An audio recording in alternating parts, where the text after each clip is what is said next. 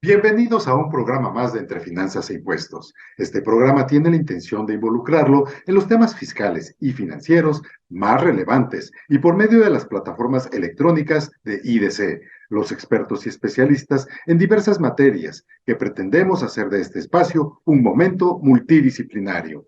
Y queremos invitarlo a que por medio de las redes sociales, Facebook y YouTube, usted nos pueda seguir y además nos pueda dar like o reenvíe el programa para que sea útil a otras personas. De antemano le agradezco que nos contacte por redes sociales, incluso personales o de IDC, a efecto de dar seguimiento a sus dudas, inquietudes y, por qué no, resolver algún cuestionamiento. Nuestra propuesta de valor y completamente gratis es darle a conocer temas administrativos, contables, fiscales, jurídicos y laborales, y cualquier otro que se involucre en nuestro día a día relacionado con las finanzas y los impuestos, de una forma ágil, dinámica, sencilla y oportuna.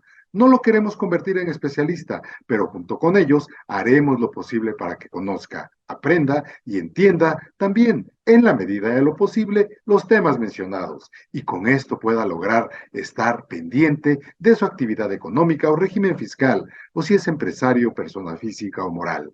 Hoy más que nunca es muy importante tener a un consultor y para eso estos foros que IDC promueve y patrocina son muy importantes para ustedes, las MIPIMES, personas morales y físicas con actividades empresariales y profesionales. Hoy vamos a platicar con el doctor Juan Raúl López Villa. Él nos va a presentar una de sus últimas obras y se trata del libro Controversias Fiscales y su defensa fiscal. El doctor Juan Raúl López Villa es director general del Centro de Estudios Tributarios. También es director general de su propia firma, López Villa y Asociados. Cuenta con una especialidad en justicia constitucional por la Universidad de Castilla. Además, cursó un diplomado en delitos fiscales, delincuencia organizada y lavado de dinero. Y hoy nos va a acompañar y desde luego ya está esperándonos en la sala para iniciar este interesante programa.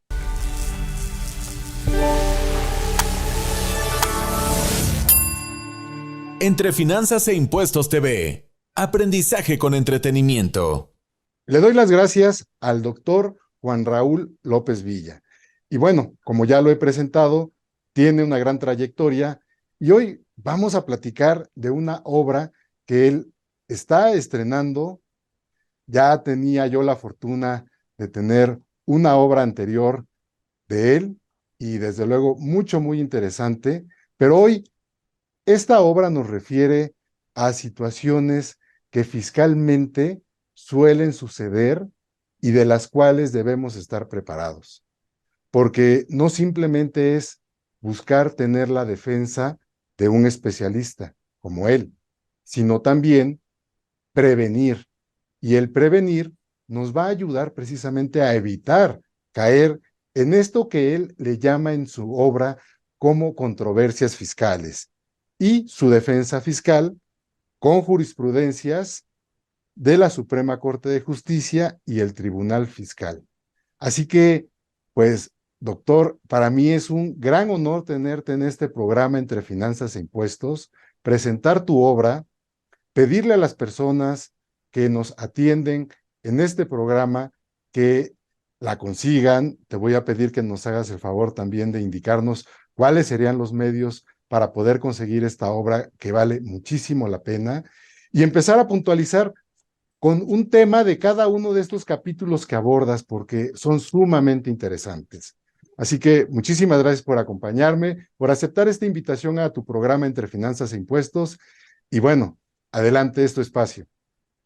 Muchas gracias. Antes que nada, gracias, maestro Sergio Sánchez, gracias a IDC, gracias a este programa Entre Finanzas e Impuestos. Y bueno, además de ser un honor estar aquí presente, pues el tema que nos trae aquí con ustedes, afortunadamente, la presentación de este nuevo hijito, que como bien señala, se llama Controversias Fiscales. Un libro que va dirigido, como platicábamos antes de entrar a escena, pues a contribuyentes en general, a empresarios. No requiere una especialidad, una maestría, un doctorado para poder entender esta obra. se trata de llevar a cabo de la mano con la lectura a la persona que esté interesada en conocer distintos temas. Yo les llamo tópicos fiscales, y el título esencialmente de controversias fiscales es en función de que no por el hecho de que esté en un ordenamiento legal, tristemente una ley puede estar apegada a derecho, y es en donde ponemos a tela de juicio, bajo una óptica de un análisis serio, de fondo, objetivo, bajo la perspectiva constitucional e incluso convencional, pues la viabilidad de estas regulaciones nuevas, que si bien es cierto, la gran mayoría de estos puntos que se tocan se emitieron o se llevaron a cabo en las reformas en 2020, pues también son algunos temas que ya existen.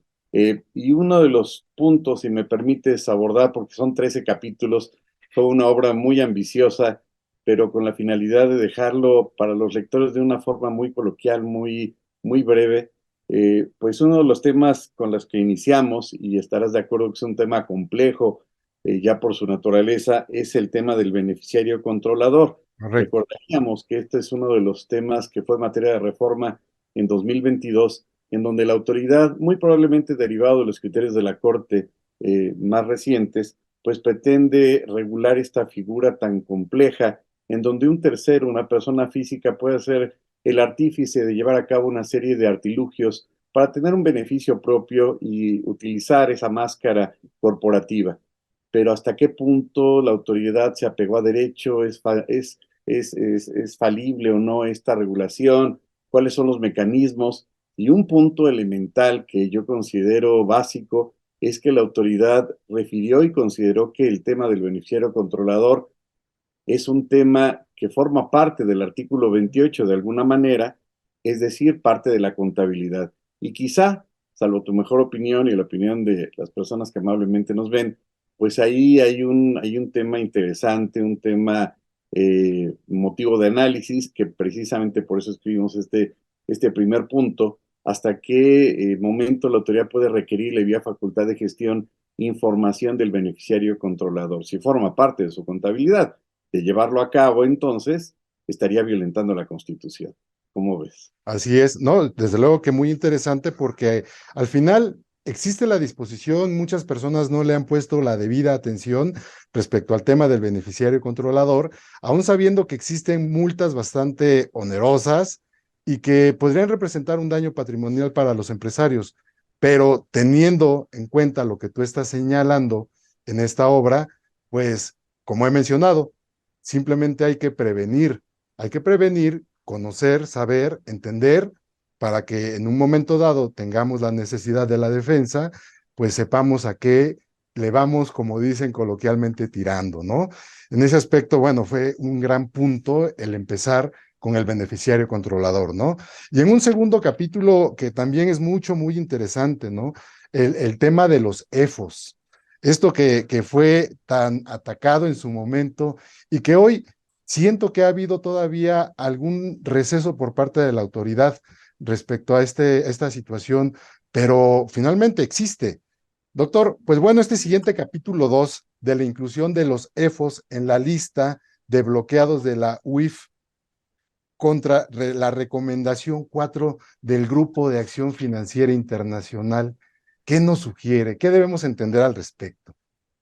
Bueno, este es todo un tema complejo, como lo hemos señalado, y que infiere de alguna forma en la manera a través de la cual México ha pretendido adecuar, incorporar o más bien quizá tropicalizar esta serie de acciones que, como bien recordarán, pues deriva de las famosas 15 acciones BEPS propuestas por la OCDE, del cual México pertenece desde 1994, y que de alguna manera pues adecuó en la reforma que llevó a cabo en 2014, en esta reforma tan interesante y tan compleja y tan amplia, en donde uno de los puntos más importantes, evidentemente, fue la incorporación del famoso buzón tributario y también la incorporación de este procedimiento administrativo que desde una perspectiva teleológica, pues tendría una naturaleza administrativa y que ya la Corte se encargó en algún momento a través de una jurisprudencia de poderle dar esa facultad a las autoridades para que puedan determinar las operaciones inexistentes dentro de las facultades de comprobación. Y en este caso, evidentemente, pues estos distintos organismos a los que México pertenece son los que fijan toda esta serie de reglas, como lo es el Grupo de Acción Financiera, como bien lo señalas, y que establece una serie de requisitos, una serie de puntos para efecto de pues publicar o hacer evidente a aquellos contribuyentes que se porten mal. Nos queda claro que por la forma a través de la cual la autoridad desafortunadamente ha pretendido regular este procedimiento, pues no siempre son los contribuyentes malos o factureros, como les llaman despectivamente, los que encuadran este procedimiento, y en algunas ocasiones pues hay terceros que no tienen nada que ver, y la autoridad, con una mera presunción, que incluso puede ser hasta 5 años para atrás, pues determina esa situación de simulación de operaciones. Y en este punto pues referimos los elementos o los puntos que ha inferido y ha establecido el Grupo de Acción Financiera, y caemos en cuenta a final del día en este punto, pues que muy probablemente la autoridad pues mexicana fue un poco más allá de lo que refería el Grupo de Acción Financiera. ¿Hasta qué punto realmente la autoridad está, como dicen vulgarmente en mi rancho, poniendo de su cosecha, o está acatando lo que dice la GAFI, o aprovechando estas determinaciones para poner mayores elementos que no fueron fijados ni en las 15 opciones BEPS ni por parte de la GAFI? Y esto pues queda en tela de juicio respecto al origen y la legalidad y legitimidad de esas regulaciones. Ese es el tema. Qué interesante, porque el fondo realmente, proveniendo de la OCDE y GAFI, pues desde luego sabemos que tenemos una ley antilavado, tenemos la disposición del beneficiario controlador que también emana de este Grupo de Acción Financiera, y bueno, tiene un fondo muy interesante esta disposición en este capítulo que tú nos acabas de mencionar. A mí me gustaría continuar con un tercer capítulo al que titulas El tercero colaborador y la prueba ilícita contra el principio de legalidad. También un tema muy controversial, pero pues por favor, platícanos. Bueno, pues como verás, son temas variados, temas que consideré de sumo interés para el público en general, que comentabas hace ratito, también para los empresarios, porque estos temas van más allá de un punto en donde queda a cargo del contador, es cosa del abogado. Tienen que conocer también los empresarios los riesgos, esas zonas pantanosas en las que pueden incurrir las actividades empresariales. Y prácticamente encontramos que en 2020 se lleva a cabo una creación de un artículo que es el 69 TER, fácil de aprenderse porque es TER de tercero colaborador, así lo relaciono yo, y en donde nos sorprende demasiado, en demasía, el hecho de que el legislador permite y abre la puerta para que cualquier tercera persona que obtenga información, ve lo delicado, información que vincula directa o indirectamente a una persona física o moral, a las presuntas actividades de simulación de operaciones inexistentes, basta para que se los envíe a la autoridad, y sin justificar, sin legitimar, sin acreditar nada en absoluto, tenga los elementos la autoridad, y todavía refiere de una forma muy simpática al legislador que sea información con la cual no cuenta. Y en este contexto, dicho en forma coloquial, pues quiere decir entonces que cualquier tercero puede obtener información confidencial de la contabilidad del contribuyente, sea persona física o moral, y esto a final del día, pues los colegas penalistas lo ubican muy bien como prueba ilícita. Y al respecto hay mucha información, incluso la doctrina, pues habla de esta famosa teoría del árbol envenenado, en donde una prueba derivada de una acción ilícita carece de validez. Y esto pues pone en tela de juicio, diría yo, incluso no la moralidad, sino hasta la ética profesional de los señores legisladores. ¿Hasta qué momento, hasta qué límite entonces se puede establecer en la ley para que un tercero que no tiene ningún vínculo o relación con una persona físico-moral pueda obtener, entre comillas, diría yo, de cualquier forma, información confidencial, información que forma parte de su contabilidad? De tal suerte entonces que si el contribuyente no se defiende oportunamente, pues puede consentirse ese acto. Recordaríamos lo que previene el artículo 68 del Código Fiscal, en donde previene o establece que todos los actos de la autoridad se presumen legales salvo prueba en contrario. Y vean qué complicado es esto, porque le abre la puerta, en pocas palabras, a la delincuencia. No doy ideas, pero ¿qué sucedería si un hacker entra pues a la información de cualquier empresa, ahora que está de moda esto a nivel internacional, ¿verdad? Y bueno, si han hackeado a la Secretaría de la Defensa, imagínate a un pobre mortal y con ello entonces hacerle llegar a la autoridad esa información. Por supuesto que partimos de una base objetiva en donde esta información pues es confidencial y no puede estar en manos de cualquier persona. Desgraciadamente, y suena absurdo, pero parece que solamente en México pasa eso, se permite que cualquier tercero pueda obtener esa información. Claro, pues ahí igual como vulgarmente pueden decir, los chismes, ¿no? El chismoso que pueda llevar algún tipo de información ante la autoridad y en realidad no pueda ser esta pues válida ni sustentada pues nos cree un problema, ¿no? Y esto es algo muy común que puede existir en las corporaciones, en las empresas y pues se puede dar en cualquier momento, ¿no? Lo de este famoso tercero colaborador.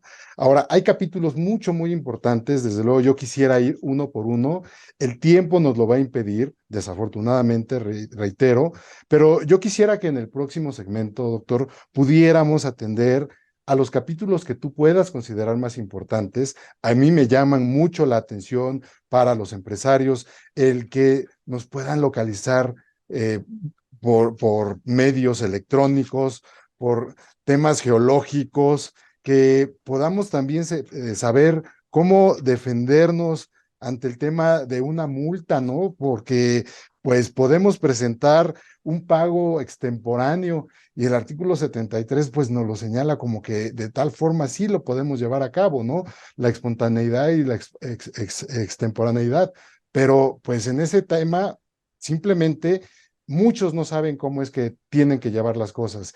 Doctor, pues la solicitud está hecha y ojalá nos puedas ir guiando de los capítulos más importantes que podemos atender, ya sea para especialistas o pues para los simples mortales, ¿no? Porque al final los empresarios deben involucrarse y estos programas precisamente son para esto, para que las personas se involucren, prevengan y no se tengan que ver la vida, ver más adelante en complicaciones que les compliquen la vida precisamente. Pues mira, te agradezco tus amables preguntas. La verdad es que este libro fue creado, elaborado, le dediqué mucho tiempo, de verdad, para poder plasmar de una forma sencilla, coloquial, estos temas que son de gran importancia y que de ahí depende, pues, aspectos de seguridad jurídica del contribuyente, yo diría hasta de temas de la libertad del mismo. Y apuntabas un tema que te llamaba la atención y que, por supuesto, va a llamar la atención del auditorio en referencia de la famosa geolocalización. Este punto que ha causado muchos estragos en los investigadores, diríamos, pues nos da pauta a interpretar o a dar a entender cómo se puede interpretar esto. Esto deriva entonces de la reforma al artículo 27, en donde nos queda claro que a partir, diríamos como antecedente, de que México se incorpora a la OCDE, pues empieza a tomar herramientas que a nivel internacional, pues anteriormente se empezaron a involucrar, como lo es la contabilidad electrónica, como es el buzón tributario, pero ahora al reformar el artículo 27, la autoridad permite entonces que la autoridad pueda utilizar medios electrónicos para poder ubicar físicamente al contribuyente. Y diría el auditorio, ¿y cómo lo va a hacer la autoridad? Pues si no, como dijera este gran autor Isaac Asimov, esta computadora portátil, hace muchos años ya lo prevenía él, fíjate, en el 72, que el ser humano iba a traer consigo una computadora, y mira, no se equivocó, pues precisamente lo va a ubicar a través del celular. Todo hasta ahí sonaría hasta plausible, sonaría interesante, porque también hay que reconocer que no todos los contribuyentes son blancas palomitas. El único pequeño detalle que se le olvidó al legislador, pues es un derecho fundamental, el derecho a la privacidad, porque cuando el contribuyente se da de alta, hasta el día de hoy, que yo sepa, no le pide su consentimiento para que lo pueda geolocalizar. De tal suerte entonces que la autoridad a través de los medios que corresponda, pues puede ubicarlo en tiempo real. Por un lado, recordaríamos que esto existe, pero en materia penal y con la previa autorización del juez cuando lo solicita el Ministerio Público en determinados casos.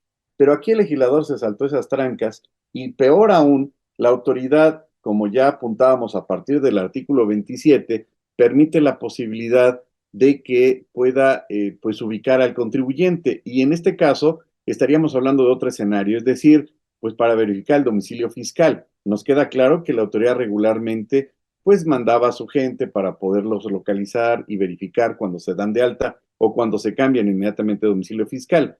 Pero la pregunta sería, qué no Google o cualquier otro tipo de plataforma no es un medio electrónico de localización? Pues claro, ¿no? Existe Google Maps, por dar un ejemplo, ¿no? Y en ese contexto, ¿qué sucedería si en ese domicilio fiscal en donde se acaba de cambiar el contribuyente no está actualizado y sigue estando una peluquería? Pues la autoridad va a decir, no estás en ese domicilio y te pongo como ilocalizable. ¿Y cuáles son las consecuencias de la ilocalización? Bueno, pues ya en algún otro libro que se llama Impugnación de las órdenes de visita, pues ya habíamos apuntado precisamente esos efectos. Por ejemplo, el iniciar un 69B en contra del contribuyente, el determinarle multas, incluso hasta da pie a una carpeta de investigación por el 105 fracción quinta de entre otras tantas, además del embargo de bienes y demás. Entonces, es un tema complicado, pero que a final del día todo se solventaría o se hubiese solventado si la autoridad hubiera estado consciente de estos derechos fundamentales, que son los derechos humanos constitucionalizados, o que conociera por lo menos el legislador una embarradita, valga la expresión, de derechos humanos. Claro, claro, pues sí, sin duda que desde luego esto rebasa a los límites y bueno, si ahora si platicáramos ahora de la inteligencia artificial, creo que sería otro tema que nos llevaría más minutos y créeme que me encantaría platicarlo contigo en un próximo programa, ojalá tuviéramos la oportunidad, porque hay comentarios muy buenos de tu parte, hay pruebas al respecto que ya es realizado con la inteligencia artificial y pues todo esto nos refiere a lo que tú mencionabas precisamente, de que Isaac Asimov ya prevenía el que tuviéramos una computadora cerca de nosotros, ¿no? Esto que mencionabas respecto a la geolocalización, al no estar localizado, pues llama mucho la atención también respecto al tema de la cancelación temporal de los sellos digitales. Este otro asunto también creo que trae en jaque a muchos empresarios y sería muy importante conocerlo de tu obra y ahora de tu voz. Qué amables. Pues mira, brevemente podríamos señalar que con toda esta serie de reformas que ha llevado a cabo la autoridad, evidentemente incrementó, no por casualidad, las facultades de gestión. ¿Para qué? Para presionar de alguna forma indirecta o directamente al contribuyente que cumpla, en pocas palabras, con sus obligaciones fiscales. Y este incremento de facultades de gestión, pues nos lleva incluso a escenarios desde la restricción temporal de certificados de sellos digitales, hasta el tema de esquemas reportables y una serie de puntos que han llegado, por ejemplo, hasta las revisiones, entre comillas, que les llaman profundas, ¿no? Que hasta qué punto realmente son revisiones si es una facultad de gestión. Y en la facultad de gestión no pueden pedir información referente a la contabilidad. Para eso están las facultades de comprobación. Y precisamente en 2019, pues existía el 17H, que todavía existe y que establece las causales para la cancelación de estos certificados digitales, podríamos señalar en términos generales, grosso modo, pues cuando el contribuyente se porta mal, ¿no? Y en esto también implicaría pues la suspensión de estos sellos digitales. ¿Y qué empresa puede subsistir con los certificados de sellos digitales suspendidos? Ninguno, no podrían recibir ingresos, no podrían emitir facturas, ni mucho menos, pero la autoridad no solamente crea el 17H bis, en donde en un principio, en términos muy generales, crea alrededor, sin exagerar, como 300 causales para restringir sellos digitales. Y en 2022, pues lo complementa para crear otras tantas.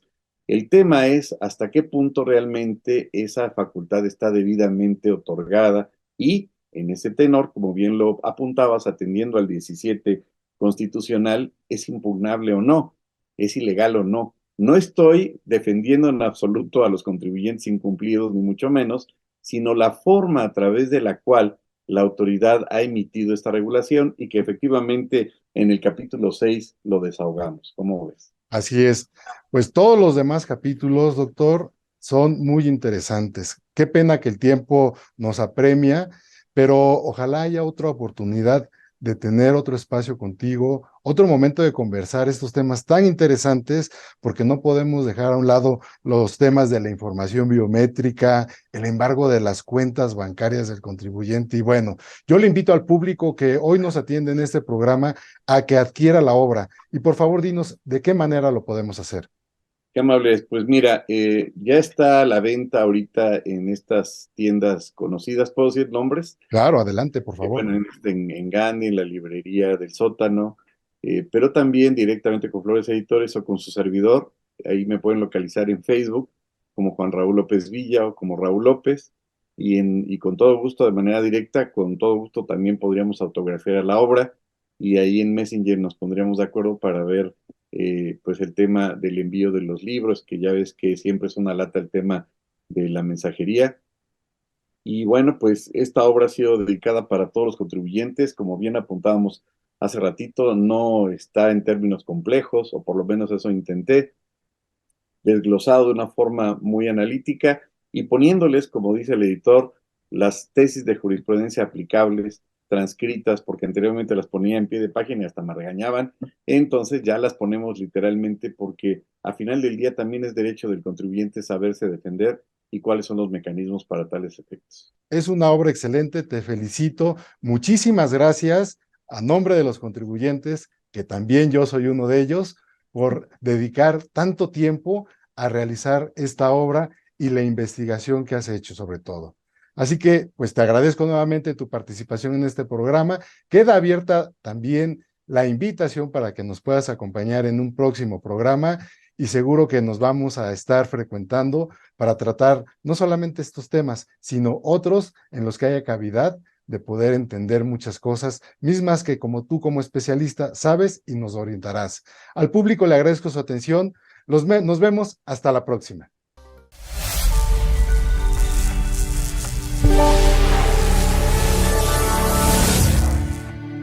Entre Finanzas e Impuestos TV. Aprendizaje con entretenimiento.